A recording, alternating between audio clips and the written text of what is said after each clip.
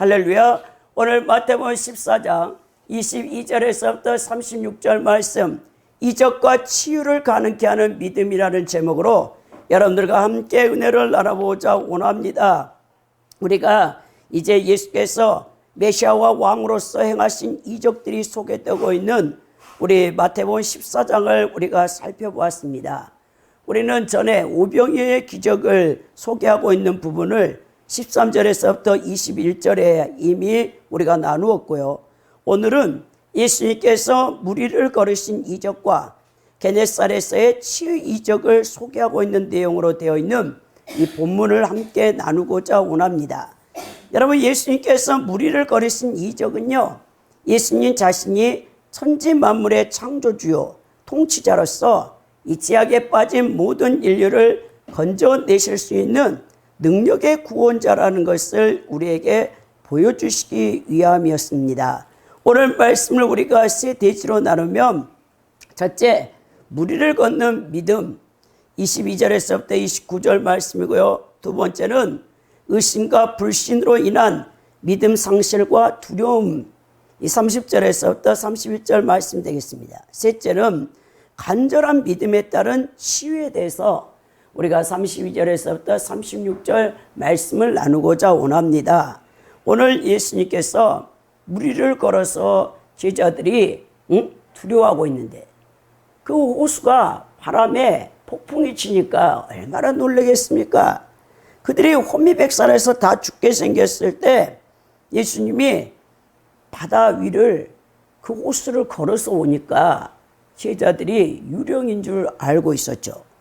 오늘 예수님께서 이 제자들에게 하시는 이 말씀을 우리가 함께 듣고, 우리에게도 신앙생활 가운데 많은 어려움이 옵니다. 여러분, 고난을 통해서 하나님께서 여러분들을 다루셔서 정금 같은 순수한 99.9%의 믿음을 우리 하나님께서 원하시기 때문에 여러분들의 삶 가운데 예수님을 믿는다면서도 그 고난이 오고 있음을 우리가 함께 나누고자 원합니다. 오늘 이 믿음을 보면 무리를 걷는 이제 믿음을 우리가 나누는데, 자, 22절에 보니까 예수께서 즉시 제자들을 재촉하사 자기가 무리를 보내는 동안에 배를 타고 앞서 건너편으로 가게 하시고, 오병이의 기적을 일으키니까 사람들이 계속 예수님을 추종하는 거예요. 근데 우리가 예수님의 복음서를 이제 살펴보면 예수님은 항상 어떤 이적과 치유와 능력을 행하신 다음에는 성부 하나님과 깊은 교제를 하시기 위해서 사람이 없는 한적한 산이나 또 그 들로 나아가셔서 깊은 이 기도를 하시는 것을 볼 수 있습니다. 그래서 오늘 제자들을 먼저 건너가게 하시고, 예수님은 산 위에 올라가서 23절에 보니까 우리 예수님께서 하나님, 성부 하나님과 깊은 기도를 하고 있었어요. 그때 이제 제자들은 배를 타고 먼저 게네사렛 그 땅으로, 거기가 예수님의 여러분 복음의 전초기지였거든요. 그래서 이미 배가 육지에서 수리를 떠나서 이제 바람이 거스름으로 물결로 말미암아 고난을 당했다라고 24절에 기록되어 있는데, 이 복음서, 다른 복음서 요한복음 6장 19절에 보면 당시 상황을 보다 요한이 자세하게 기록하고 있는데, 노를 저어서 10여리쯤 갔다고 했어요. 여러분, 10여리 하면은 4km, 오늘날 우리가 그리고 5.6km 정도 되는 거리예요. 자, 갈릴리 호수 한가운데서 바람이 너무 거칠게 이제 불어오는 것이죠. 그 당시에 뭐 여러분 배라 해봤자 나무로 만든 목조된 이 배겠죠. 그러니까 지금처럼 뭐 군함도 아니고 어마어마한 좋은 조선술이 있어가지고 그런 배가 아니잖아요. 그러니까는 막 쉴 새 없이 계속적으로 밀려오는 큰 파도 때문에 배가 너무 심하게 흔들린 상태고 막 물이 그 안으로 들어오는 거죠. 여러분, 이 제자들이 죽게 생겨서 엄청나게 소리를 질러서 이 당황을 해서 어떻게 대처할 바를 모르고 있었다라는 거예요. 생사가 지금 왔다 갔다 하는 이 고난 속에 있었습니다. 근데 우리 예수님께서 한적한 산에서 성부 하나님과 기도하고 계시면서 제자들이 처한 그 형편과 사정을 다 알고 계셨다는 거예요. 여러분들이 고난 받을 때, 야, 하나님께서 나의 이런 힘든 사정을 아실까? 응? 그런 생각을 가질 때가 있겠잖아요. 그렇지만 주님은 오늘 말씀처럼 폭풍으로 인해 배가 뒤집힐 것 같은 그런 고난에 처해 있는 이제 제자들을 다 알고 계신다는 거예요. 그래서 우리 주님께서 그들을 이제 구하시기 위해서 오시는 것을 볼 수 있습니다. 2절, 25절에 보니까 밤사경에 예수께서 바다 위로 걸어서 제자들에게 온다는 거예요. 이 경이라는 것은 이제 그 히브리인들에게는 여러분 시간을, 우리는 지금 24시간, 그리고 영국의 그린위치 천문대를 중심으로 해서 시간이 나눠지잖아요. 위도와 경도에 따라서. 근데 그 당시에 이스라엘은 여러분 이게 24시간을 4개로 나눴어요, 시간을. 오늘 이렇게 밤 사경이라 하면 새벽 3시부터 6시까지 3시간을 가리키고 있어요. 그러니까 완전히 새벽에 풍랑을 만나서 배가 뒤집혀지고 다 죽게 생겼죠. 그때 예수님께서 여러분 제자들에게 걸어서 오십니다. 그러니까 여러분들이 고난받을 때 그 고난 속에서도 예수님이 함께 하신다는 임마누엘의 신뢰신앙을 갖고 있어야 돼요. 여러분, 여러분들이 극한 고난을 당할 때 예수님이 안 계신 것 같아. 그럴 때 여러분들의 신앙은 흔들리게 됩니다. 그러나 우리 주님이 그 고난 가운데서도 여러분들을 지키고 있다는 사실을 오늘 이 제자들이 당하는 풍랑에서 죽게 되었을 때도 예수님이 다 아시고 오시잖아요. 예수께서 바다 위로 걸어서 제자들에게 온다라는 거예요. 여러분, 바다 위를 육지처럼 걷는 것은, 이것은 자연의 법칙을 초월하신 예수님의 신성, 예수님이 하나님이시라는 것을 여기서 마태가 보여주고 있는 내용입니다. 26절에 보니까 제자들이 그가 바다 위로 걸어오심을 보고 놀라 유령이라 하여 무서워하며 소리를 지르는 거예요. 인간의 이성으로는 이해할 수 없는 기상천외한 광경을 목격한 제자들은 심히 두려워 떨었어요. 사람이 어떻게 여러분 바다 위를 걷겠습니까? 그것도 지금 해일이 일어나 풍랑이 어마어마하게 일고 있는데, 그래서 막 소리를 지르는 거죠. 제자들은 사람의 형체를 한 존재가 풍랑이 있는 바다 위를 걸어오는 이 기상천외한 사건을 목격하고 더 두려움에 사로잡힌 겁니다. 그러나 그 존재는 보이기만 하고 실체가 없는 유령이 아니죠. 제2 말씀이신, 말씀 자체셔요. 예수님이 제2신 성자 예수님께서 인간을 구원하시기 위하여 속죄 제물이 되기 위해서 인카네이션, 성육신, 인간의 형체, 종의 몸의 형체를 입고 이 땅에 오신 거죠. 예수님 자체는 여러분 말씀입니다. 그래서 기독교가 말씀의 종교 아닙니까? 영적 분별력이 부족했던 제자들은 잘못된 미신적 사고에 빠져가지고 예수님이 하나님이신데, 말씀 한마디로 천지만물을 창조하신 분인데 그 자연 법칙을 거슬려서 무리를 걸어오니까 막 소리를 질러대는 거죠. 우리도 어쩌면요, 예수님을 잘 모를 때가 있어요. 내가 믿는 예수님이 진짜 성경에서 계시된 구원자이신 예수님인가? 아니, 내가 만들어 놓은 우상의 여러분 예수님인가를, 자기 자신의 신앙을 여러분 고난을 받을 때 그게 드러나요. 극한 고난을 받을 때 자기 신앙이 진짜인가 가짜인가 여러분 딱 드러난다니까요. 그래서 구약의 시편 기자들은 이것을 바한, 그러니까 여러분 고난 속에서 우리 하나님 여러분들을 다루시는 거예요. 자기가 믿음 좋다고 여러분 교만할 게 아니에요. 정말 극한 고난 속에서 내 믿음이 진짜인가 가짜인가 그것이 판가름이 나는 것을 볼 수 있는데, 오늘 27절에 보니까 예수께서 즉시 이르시되 안심하라, 나니 두려워하지 말라라고 했죠. 이 안심하라는 헬라어 단어는 다르세이테인데 기뻐하라, 즐거워하라는 뜻이에요. 용기를 갖고 담대하라, 위로하다라는 뜻을 갖고 있습니다. 자, 예수님이 유령인 줄 알고 소리 질렀던 그들에게 나다, 나는 나다, 에고 에이미가 쓰였죠. 요한복음에서 요한 사도가 예수님이 하나님이라는 것을 7가지로 에고 에이미를 썼죠. 나는 양의 문이다. 나는 포도나무다. 응? 그리고 나는 길이요, 진리요, 생명이다. 나는 목자다. 그 다 표현이 에고 에이미예요. 이거를 출애굽기 3장 14절에 모세가 호르산 떨기 나무에 불이 붙었을 때, 그 가까이 나갔을 때 하나님께서 I am that I am, 나는 아니라 라고 말씀하셨잖아요. 나는 스스로 있는 자다, 창조자다, 나는 피조물이 아니라는 것을 말씀하신 것처럼 오늘 예수님이 에고 에이미를 쓰면서 내가 바로 하나님이라는 것을 말씀하고 있는 거죠. 여러분, 모든 문제 해결자 되시는 예수님 앞에 나와야 돼요. 여러분들의 인생의 모든 문제, 그것이 물질의 문제입니까? 건강의 문제입니까? 여러분들의 삶의 공고함입니까? 자녀들 문제입니까? 다 여러분 예수님 앞에 나와야 그것이 해결되는 거예요.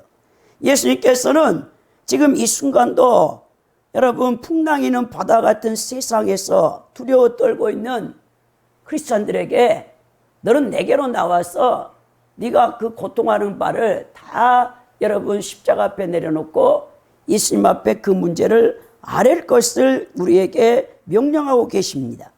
28절에 보면 베드로가 대답하여 이르되, 정말 베드로가 왜 수제자라는 거 알겠어요. 베드로가 이때 딱 나서서 주여, 만일 주님이시거든 나를 명하여 무리로 오라 하소서. 야, 얼마나 담대합니까? 예수님 12제자 가운데 무리로 나를 걸을 수 있게 해달라는 사람은 베드로밖에 없는 거예요. 아무나 수제자가 되는 게 아니라니까요. 베드로는 무리로 걸어오면서 난이 두려워하지 말라 예수님의 음성을 듣고, 야, 나도 저 무리를 걸을 수 있겠다. 풍랑이 일고 있는. 그러면서 예수님 앞에 요청하는 것이 나를 명하여 무리로 오라소서라고 한다는 거예요. 이 얼마나 담대한 믿음, 이 모험적인 이 결단입니까? 자, 그래서 우리 예수님이 베드로의 그 요청을 들으셔서 오라 한 거예요. 오라. 예수께서 허락하시니까 베드로가 예수님을 바라보고 진짜 무리를 걸은 사람이야. 우리는 세계적으로 기상천외한 일을 하는 사람, 그리고 기상천외하게 생긴 사람을 여러분 옮기는 기네스북이라는 게 있잖아요. 근데 여러분 베드로는 이 기네스북에 오를 만한 최초의 인물일지도 몰라요. 이 세상에 누가 여러분 자연법칙을 거슬려서 인간이 그 풍랑이 있는, 해일이 있는 바다 위를 걸을 수 있겠습니까? 오늘 이런 여러분 베드로의 모험적인 믿음의 결단이 여러분 무리를 걷게 했다라는 거죠. 여러분 이것은 이성적인 사람의 눈으로 본다면 그야말로 미친 짓이에요. 미친 사람. 어떻게 사람이 무리를 걸어갈 수 있겠습니까? 그것은 이 자연 세계에도 도저히 있을 수 없는 불가능한 일이죠. 성경에 이것을 이적이라고 합니다. 이적. 이적이나 기적은 영어로 원더예요. 원더. 보통 인간이 할 수 없는 일 또는 자연 법칙을 넘어 초자연적인 일, 미라클인데 인간의 상식이나 이성으로 설명할 수 없는 초자연적이나 이성적인 비상한 사건, 일을 가리켜서 이적, 기적, 미라클이라고 합니다. 자, 오병이의 기적을 일으킨 것은 예수님께서 이적을 일으킨 거죠. 기적을 일으켰어요. 여러분 왜 이 예수님이 이런 이적과 기적을 일으키냐면 본인이 메시아다, 내가 인간을 구원할 구원자라는 것을 증명하기 위해서 그런 여러분 이적을 일으켰어요. 이적은 하나님의 임재와 능력의 현현으로서 전능하신 하나님께서 인간의 역사와 삶 속에 직접 개입하셔서 당신의 사랑과 권능을 나타내는 사건이 이적입니다. 성경에서 이적은 사람들이 하나님의 말씀을 믿고 영적 진리를 깨달을 수 있도록 돕는 역할을 하죠. 근데 중요한 것은 이적 자체의 목적이 아닙니다. 어떤 중요한 의미나 메시지를 가리키는 표지판 역할을 하는 게 이적이에요. 예를 들어서 병자를 고치는 이적은 단순히 질병의 치료를 넘어 그 사람의 영혼에 하나님 나라가 임했다라는 것을 보여주는 거예요. 그러니까 예수님이 성령님이 예수님의 손과 함께 하나님의 영적 하나님 나라가 임했다는 걸 보여주기 위해서 각식 병든 자를 메시아 되신 예수님이 그것을 이적을 행한 거죠. 나병 환자를 비롯해 중풍병자 그리고 각색병 귀신 들린 자를 죽게 하면서 그런 이적을 행하신 이유가 바로 이사야 선지자의 말씀을 성취하기 위해서. 이사야서에 보면 그때 소경의 눈이 띄고 기머거리에 기가 풀리고 절름발이가 사슴처럼 뛰고 벙어리의 혀가 노래한다. 광야에 물이 솟아나고 사막에 시내가 흐를 것이다. 이사야 35장의 5절에서 6절에 메시아의 사역, 누가복음 4장 18절 19절에서 메시아의 사역 선언을 선포하죠. 갇힌 자, 포로된 자, 눌린 자를 자유케 하고 각색 병든 자를 고치시는 이 예수님이 당신이 메시아라는 것을 보여주게 이런 이적을 베푸신 거죠. 그 이적 가운데 최고는 이제 치유의 역사잖아요. 예수님께서 각색 병든 자를 이제 보여준 겁니다. 근데 또 표적과 또 함께 쓰여 있어요. 이 표적은 좀 이적과는 다른 거예요. 표적은 헬라어로 세메이온인데 표시 징조라는 거예요. 쉽게 말해 하나님께서 어떤 일을 말씀하거나 주장하실 때 표적을 통해 그 말씀이 하나님으로부터 온 것을 증명해 주는 것입니다.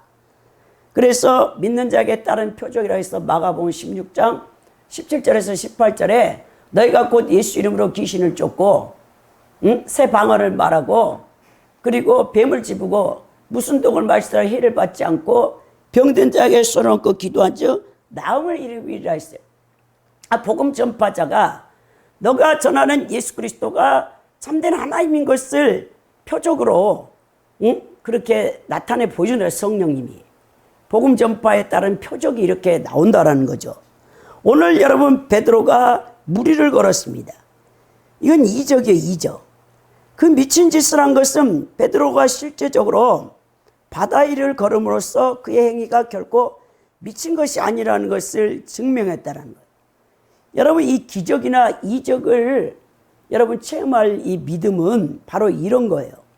세상 사람들이 도저히 믿을 수 없는 일들을 믿고 그 믿음을 따라 행동하는 모험적인 결단이 바로 하나님의 이적과 기적을 체험케 한다는 것입니다.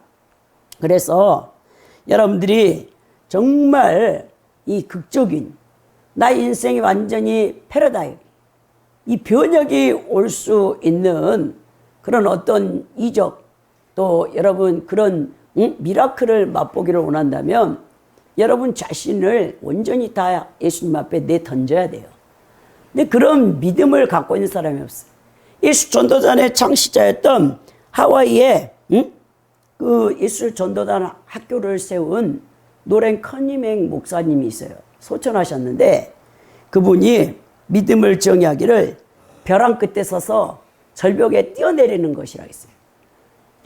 여러분들이 벼랑 앞에 서서 절벽에 뛰어내릴 그런 믿음을 갖고 있냐고요. 그런 사람은 여러분 결국 미라클, 하나님의 이적, 이 기적을 맛보게 된다는 거예요. 여러분 병든 자가 의학을 의존할 수가 없을 때 기도원에 이제 가잖아요. 금식하면서 죽으면 죽으리라고. 여러분 암 환자가 금식한다는 게 쉽지 않는데 물만 마시면서 나를 살려달라고 하나님 앞에 목숨을 거는 거예요. 그럼 우리 하나님의 뜻이 있으면 하나님의 섭리와 주권과 섭리 가운데 있으면 그 병이 나아요. 암병이 흔적도 없이 성령께서 치유의 불을 내리셔가지고 그 암덩어리를 다 태워버려요. 그런 이적과 기적을 맛본 사람들이 간증자잖아요. 하나님이 이렇게 살아계십니다. 내가 만난 예수님을 증거하는 거죠. 그런 사람들이 얼마나 많은 간증 집회, 뭐 새롭게 하소서 TV 프로그램에 CTS 같은 데 나와서 여러분 간증하잖아요. 내가 만난 하나님은 이런 능력이 하나님입니다. 이런 기적을 행하신 하나님입니다. 없는 것이 있는 것 같이 부르시고 죽은 자를 살리실 수 있는 하나님입니다. 우리는 이제 그런 극적인 것들을 좋아하죠. 간증도. 자, 그래서 이제 걸었어요. 그런데 이 중요한 건 뭐냐? 베드로가 예수님을 보고 이렇게 걸어갔을 때는 무리를 걸었어요. 근데 갑자기 바람을 보고 무서워 빠져가는지라. 소리질러 이르되 주여 나를 구원하소서 했죠. 30절에 보니까 갑자기 의심과 불신으로 인한 믿음이 상실되니까 이 죽을 것 같은 두려움이 몰려오는 겁니다. 성도들은 이 의심과 불신으로 인한 믿음 상실로 인해 두려움을 조심해야 돼요. 여러분, 무리를 걸어 예수님께로 다가가던 베드로가 거칠고 강한 바람으로 바다의 물결이 흔드는 것을 보고 두려움에 사로잡혔을 때 갑자기 정신이 돌아온 거죠. 그러면서 지금 자신이 얼마나 위험한 일을 하고 있는가가 인식이 된 거예요. 그러면서 의심과 불신이 들어와서 믿음을 상실합니다. 바로 그 순간 바다에 빠졌어요. 거친 바람 쪽으로 시선을 돌린 베드로는 그와 동시에 두려운 마음에 사로잡혔고 그 순간 물속으로 빠져들면서 주여 소리를 질렀겠죠. 살려주소서 했죠. 절박한 목소리로 구조를 요청했습니다. 이러한 베드로의 체험을 통해서 우리가 아무리 위험한 상황이라 할지라도 주님만을 바라보며 나아갈 때는 안전하지만 반대로 주님이 아닌 세상이나 다른 것을 바라볼 때 여러분들은 두려운 마음과 함께 위험과 혼란 속으로 빠져들게 된다는 거예요. 믿음을 잃어버리면 자신이 처해 있는 환경과 상황이 여러분 인식되면서 두려워지는 거죠, 사람이. 자, 그래서 여러분들의 시선이 예수님을 떠날 때 우리는 믿음의 실패자가 됩니다. 아무리 큰 문제가 닥쳐와도 아무리 큰 환란이 우리를 흔들어도 우리가 예수님을 향해서 여러분들이 그 시선이 고정되어 있다면 여러분들은 두려워하지 않아요. 담대할 수 있어요. 그러나 여러분들의 시선을 다른 곳에다 두면 그때부터는 여러분들을 믿음을 잃고 실족할 수밖에 없습니다. 우리의 믿음의 대상이요 근원은 바로 성삼일체 하나님입니다. 예수님께서 우리의 시선이 예수님에게서 떠난다면 여러분들은 왕년에 아무리 성령 충만하고 하나님의 일을 크게 했다 해도 믿음의 실패자가 될 수밖에 없다라는 거예요. 여러분, 예수님을 멀리하는 순간 세상의 온갖 모든 근심 걱정거리가 여러분들의 영혼육을 장악해요. 그래야 믿음이 파산되고 우는 사자같이 두루쳐지며 삼킬 영혼을 찾고 있는 마귀에게 결국 그 올무에 걸려져서 구원을 상실하게 됩니다. 청교도의 신앙의 대가들이 이런 말을 했어요. 마귀는요, 성도들의 죽음의 문턱까지 무덤 속의 발 뒤꿈치까지 따라온다고 했어요. 야, 이 청교도 신학자들이 대단한 거예요. 그만큼 여러분 구원을 받아서 천국 간다는 게 쉽지가 않다라는 것을 2000년 기독교의 사회에 여러분 그 연구를 해보면 교부들뿐만 아니라 청교도들뿐만 아니라 다 신실한 믿음을 가졌던 사람들은 우리에게 믿음을 지킨다는 것이 얼마나 힘든다라는 것을 우리에게 여러분 늘 경고를 합니다. 예수님을 열심히 하고 신앙이 남들보다 뛰어났던 사람일지라도 세상의 염려와 재리, 돈 근심 걱정이 여러분 영혼의 마음에 들어오면 여러분들은 믿음의 배가 파손하게 돼 있어요. 육체를 벗는 순간까지 우리 성도들은 항상 성삼일체 하나님 앞에 시선을 고정하고 말씀을 가까이 하는 자가 복입니다. 자, 그때 즉시로 예수님이 손을 내밀어 베드로를 붙잡으시며 이르시되 믿음이 작은 자여 왜 의심하였느냐라고 책망하시는 것을 볼 수 있어요. 바다 위를 걸으며 베드로에게 말씀 한마디로 바다 위를 다시 올라올 수 있게 하실 수 있었는데 예수님은 참 사랑이 많으신 분이에요. 이제 달려와서 우리 예수님이 베드로의 손을 딱 낚아채서 다시 물속에 빠져들어가는 베드로를 건지신 다음에 하시는 말씀이 믿음이 작은 자여 왜 의심했느냐라고 책망합니다. 여기서 믿음이 작다는 것은 헬라어 원어 올리고피스토스가 쓰였는데 올리고는 작다, 양이 적다는 게 크기가 작다, 적다라는 뜻을 갖고 있고 믿음 피스티스의 합성어인데 너의 믿음의 양과 질이 보잘것이 없다라는 겁니다. 여러분, 우리 예수님은 겨자씨만한 믿음이 있으면 산을 명하여 바다에 던진다라고 말씀했어요. 여러분, 제가 겨자씨를 보니까 제가 대학원에 순복음 대학원을 다닐 때 성지순례를 갔다 왔던 대학원 동기가 저에게 선물이라고 겨자씨를 했더라고. 저에게 선물해 줬어요. 유채씨 알만하더라고. 진짜 적어요, 여러분.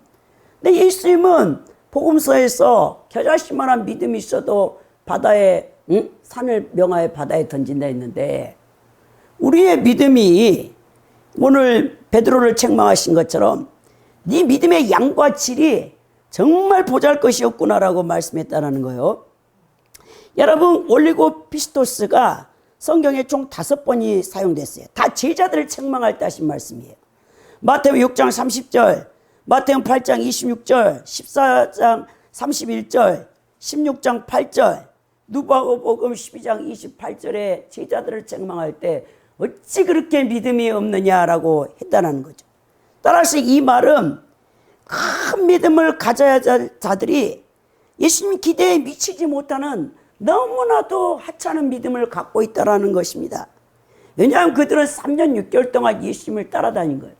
오늘 베드로가 물에 빠져서 건진받을 때는 벌써 2년이 지나고 예수님이 십자가 지시기에 1년밖에 남지 않는 기간 내에 그 많은 천국의 말씀을 전파해서 제자들을 양육하고 성숙시키는데도 정말 제자들의 믿음이 그렇게 하찮고 보잘것이 없다라는 것을 예수님이 책망하면서 왜 의심했느냐라고 하죠. 여기서 의심하다라는 헬라어 단어가 에디스타사스인데 그 원형이 디스타조예요. 이 디스라는 게 뭐냐면 한결같은 마음을 갖지 못한 상태를 얘기하고 있어요. 즉 얘는 처음 생각이나 각오를 버리고 중간에 방향을 선회해가지고 믿음이 파손되는 거예요. 의심하다라는 이 뜻은 예수님을 향한 시선을 바람에 빼앗긴 베드로의 불신과 그 의심의 상태를 여기서 부각시킵니다. 여러분, 성도들에게 의심은 무력하게 만들어요. 그리고 하나님 기적의 역사를 방해하게 만듭니다. 의심은 성도들로 하여금 하나님을 의심한다, 신뢰하지 않는다라는 거예요. 이 무서운 말입니다. 의심 때문에 불신이 와요. 불신 때문에 불순종의 죄를 범하게 돼요. 여러분, 그래서 여러분 이스라엘 백성들이 출애굽했잖아요. 그리고 광야에서 40년을 방황하다가 다 죽었어요. 출애굽 1세대가. 그들은 가나안 땅에 약속의 땅으로 들어가야 돼요. 원래 목적은 출애굽한 목적이 가나안 땅에 들어가는 건데 가나안 땅에 못 들어갔어요. 왜? 그들이 하나님을 신뢰하지 않았기 때문에, 하나님을 믿지 않았기 때문에, 그리고 그들은 원망불평하다가 끝났습니다. 원래 우리 신앙의 크리스찬들도 이런 크리스찬들이 너무 많다라는 거예요. 하나님의 능력을 의심해요. 신뢰하지 않습니다. 그리고 인내해야 될 때 인내를 못하는 거예요. 여러분, 어떠한 일이든지 인내하지 못하면 결실하지 못하는 거예요. 야고보서 5장에 농부의 인내를 아느냐, 욥의 인내를 보아라라고 했죠. 야고보 사도가 우리에게 그 믿음은 행함 있는 믿음이어야 된다라고 얘기하면서 믿음에는 인내가 따라 인내. 그 인내가 얼마나 깁니까? 아브라함도 75세에 갈대아 우르 땅에서 부르셨을 때 자손 땅, 네 이름을 창대케 하리라 복을 주셨는데 그 약속이 이루어지기까지 그 아들 하나 얻기까지 25년이 걸렸어요. 쉽지 않다니까 여러분. 그리고 또 그 아들을 얻었는데도 창세기 22장에 보면 모리아산에 번제로 드리라는 거예요. 아니, 하나밖에 없는 독자 이삭을 100세에 얻었는데 그 아들이 17살, 18살 잘 자라고 있는 청년인데 각을 다 떠서 손, 발 다 내장 꺼내가지고 나무 더미에 올려가지고 하나님 앞에 불태워서 화제로 제사를 드리라고 명한다니까요. 아브라함이 여러분 믿음의 조상이 그냥 되냐고요. 근데 아브라함이 그렇게 하잖아요. 그때서 우리 여호와 하나님 말하면 이제서 내가 나를 경외하는 줄을 알겠다라고 하면서 그 수풀에 걸려있는 그 양을 잡아다가 번제로 대신해서 여러분 이삭 대신해서 드리는 것을 볼 수 있습니다. 그러면서 여호와 이레라고 해요. 하나님께서 친히 준비하셨다라는 거죠. 여러분 쉽지 않습니다. 여러분들이 신앙의 단계를 하나님이 높이실 때 여러분 업그레이드 한다는 걸 좋아하잖아요.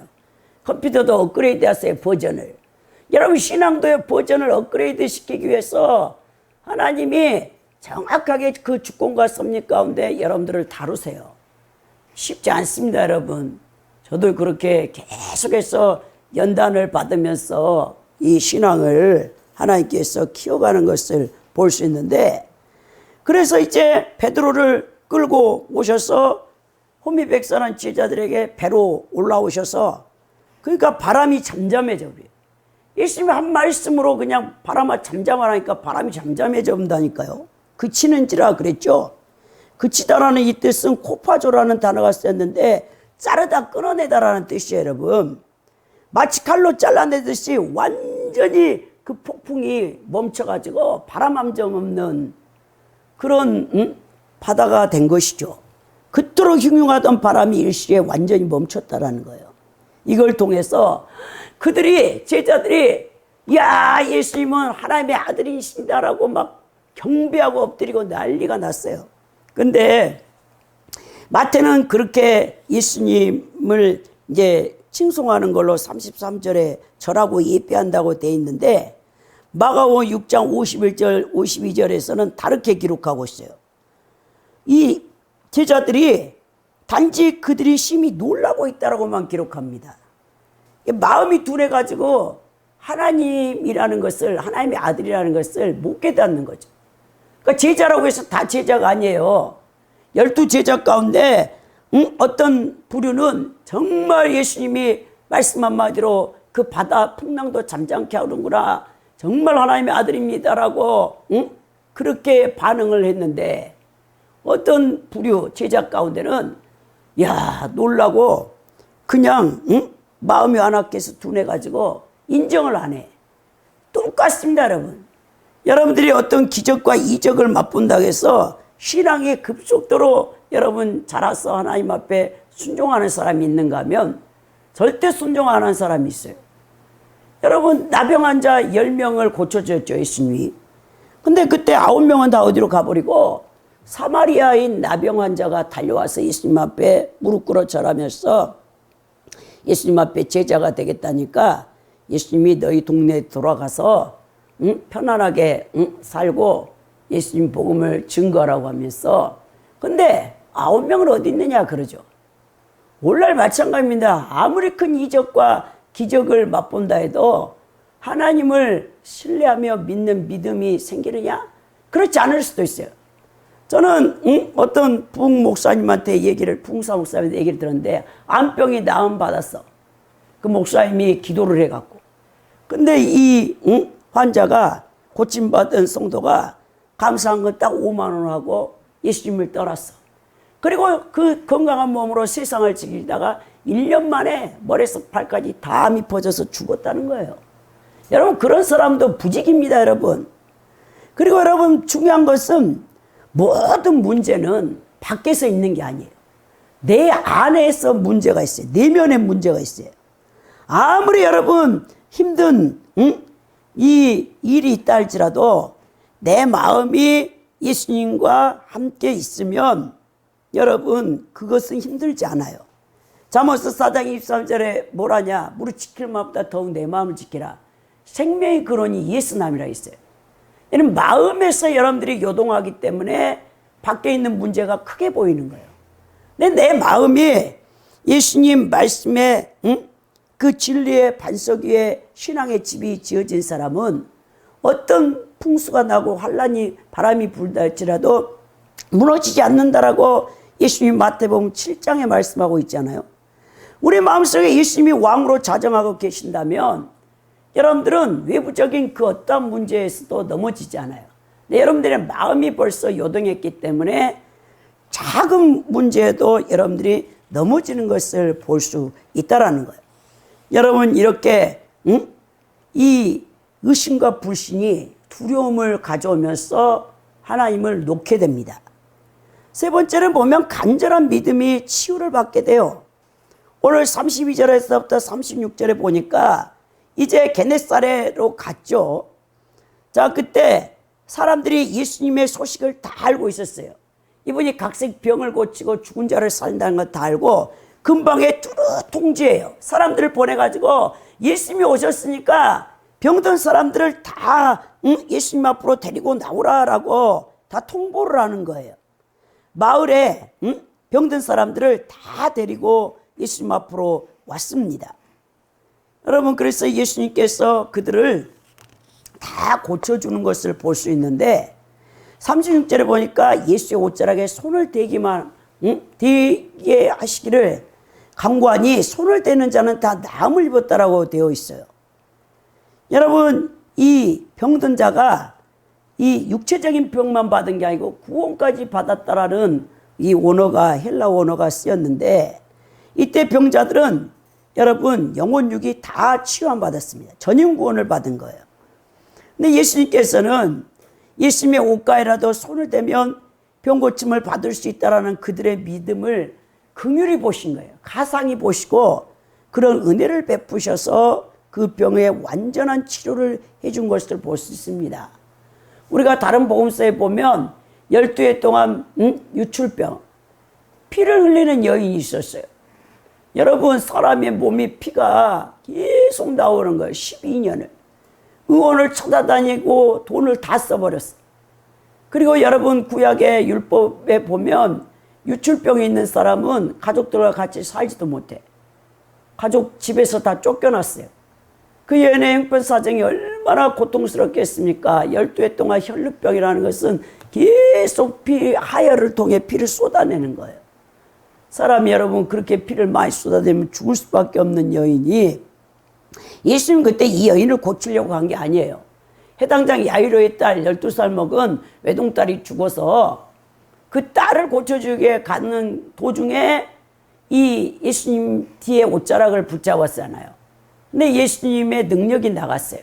그리고 그 여인의 혈류가 그 자리에서 말라붙는 치유의 이적이 베풀어졌던 것을 볼 수 있습니다. 오늘 36절의 말씀을 보니까 필요를 아는 자들이 결국 체험을 받게 되는 거예요. 그리스도께 옷가에라도 손을 대면 자기 병이 낫겠다라고 하는 필사적으로 애걸하는 이 모습이거든요. 그들은 이게 무엇 때문에 이렇게 필사적으로 예수님의 옷자락이라도 잡으려고 손을 댔겠습니까? 자기들의 질병이 얼마나 고통스러웠어. 어떤 어리석은 분이, 하나님, 나는 다른 것보다 자기 몸을 쳤으면 좋겠대. 질병으로 자기를 쳐서 가장 고통을 받는 게 낫겠대. 어리석기 짝이 없는 것을 하나님 앞에 요청한다는 거예요. 여러분, 아파 보세요. 얼마나 이 고통을 받는가. 무슨 가족, 내 아내, 내 남편, 내 자식 때문에, 돈 때문에, 어떤 환경 때문에 어려운 것보다 내 몸이 직접 아플 때, 근데 사람이 가장 그 옛사람이 바삭바삭 깨질 때가 아플 때야. 병원에서도 고칠 수 없을 때, 사형 선고 받았을 때, 의사가 의학적으로 어떻게 해줄 수가 없다는 거예요. 또 나을 약도 없어. 그럼 어떻게 됩니까? 죽을 날만을 기다려야 되겠죠. 그때 예수님을 붙잡아야 돼요. 근데 그 낫는 거는 하나님의 주권이에요. 나을 수도 있고 그 병으로 죽을 수도 있어.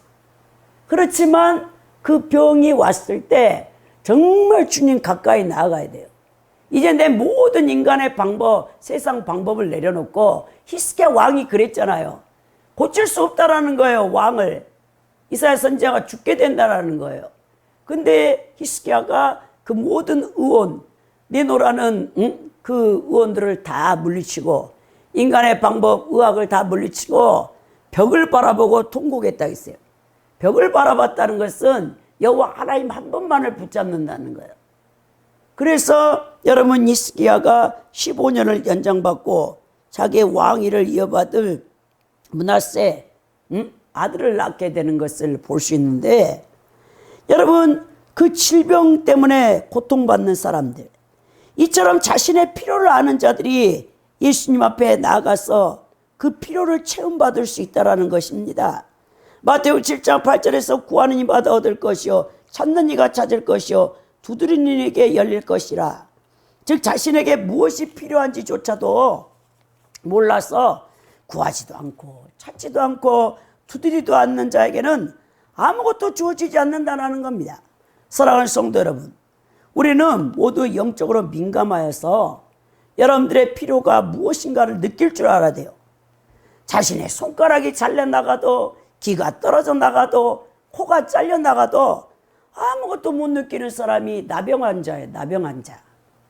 영적인 나병 환자가 되어져 가지고 여러분 자신의 형편을 모르고 자신이 지금 무엇을 필요로 하는지도 모르고 하나님 앞에 구하지도 않는다면 어떻게 그것을 필요를 체험받고 그것을 치유를 받겠습니까?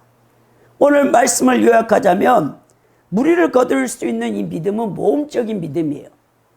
내가 내 목숨까지라도 예수님 앞에 걸어버리면 예수님이 역사합니다. 둘째는 의심과 불신으로 해서 여러분 믿음을 상실해 두려움에 빠져 있으면 안 된다는 거예요. 간절한 믿음이 여러분 치유를 일으킵니다. 성도 여러분, 예수 그리스도께서는 당신의 제자들을 죽음에서 구원하시기 위해서 자연 법칙을 초월하여 무리를 걷는 기적을 행하셨을 뿐만 아니라 바람을 말씀 한마디로 멈추게 하셨습니다. 여러분 그런 능력을 예수님이 갖고 있다는 거예요. 오늘 우리 성도들 그 거센 풍랑, 여러분들 무엇이 여러분들을 옥죄고 있습니까? 여러분을 고통받게 합니까? 여러분 예수님 앞에 나가서 그것을 아뢰십시오.